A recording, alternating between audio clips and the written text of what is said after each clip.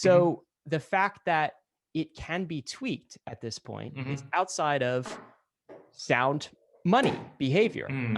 as Hmm. kind of defined by Bitcoin. Can Hmm. we talk about that for a minute? I guess maybe Hmm. the context is ultrasound money, but also Hmm. like, what do you think a Hmm. legitimate issuance policy looks like Hmm. for a Hmm. cryptocurrency? I think that's definitely a great question, and I think the concept of legitimacy is definitely really important to like this ultrasound question in like a bunch of really subtle ways, right? I think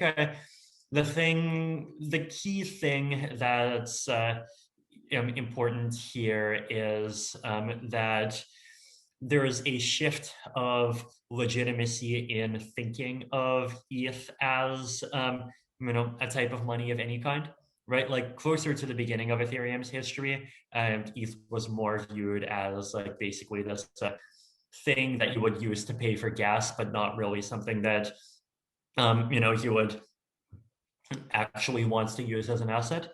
And over time, this is, I think, a push from the community much more than it is anything happening from, the Ethereum Foundation or the core developers. Actually, I think it's entirely a push from the community.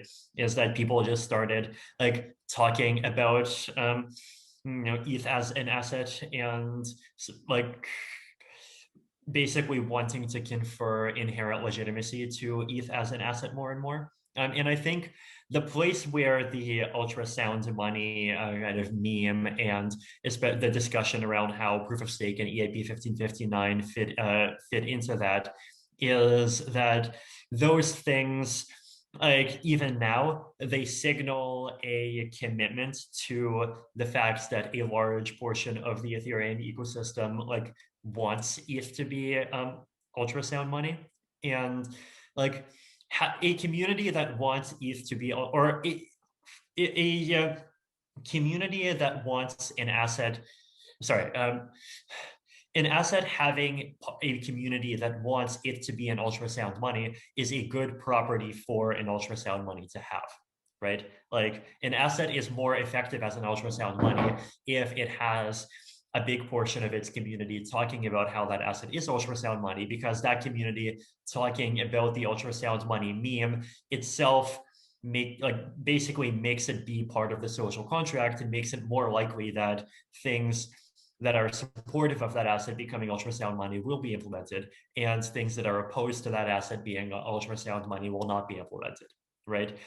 So I think just ETH gaining kind of legitimacy through this kind of like self-created ultrasound money concept is definitely like, a thing that is happening. Now, of course, legitimacy is always something that's different in different communities.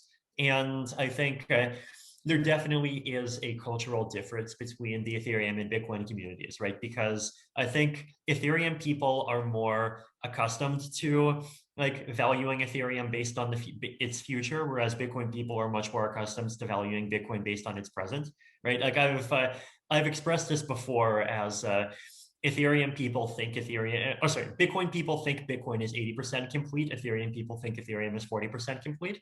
And like both sides are comfortable with that and think the other side is crazy for like taking the opposite choice, right? And so like at least within the Ethereum community, the fact that there is intent to do 1559 and the proof of stake switch and to bound issuance and all of this stuff is already enough for them, right? Like it's the intent and direction of the social contract that's even the most important thing.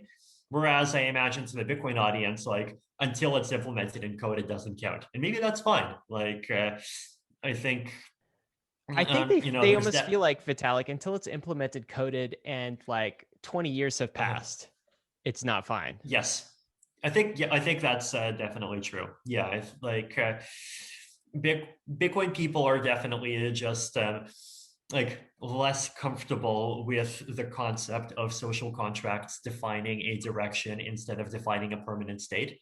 And the Ethereum social contract, for at least the first 10 years of its existence, the last six and the next few as well, like is one that defines a direction, right? The social contract has included proof of stake and sharding from since before the Ethereum blockchain launched. And now, over time, I do think that the Ethereum social contract is going to switch to one that's more of maintenance.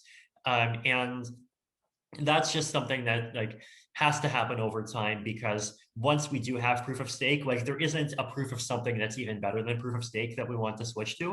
And once we have sharding, well, like if we want more scalability, you just add more shards, right? Like, and so like there isn't something even better that you want to like make big fundamental economic upgrades to after those upgrades are done.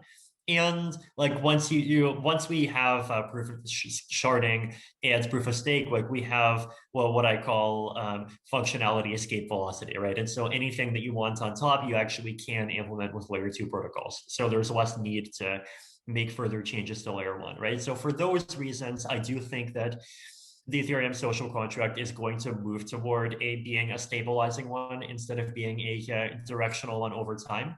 And once it does that, then I expect like a lot of the Bitcoin people that are more comfortable with a stabilizing social contract are just going to slowly accept Ethereum as being legitimate. And I think like Ethereum successfully completing its two biggest shifts, so the EAP 1559 and the introduction to proof of stake and like possibly sharding as well, like that's is the thing that's going to actually sort of do most of the work in convincing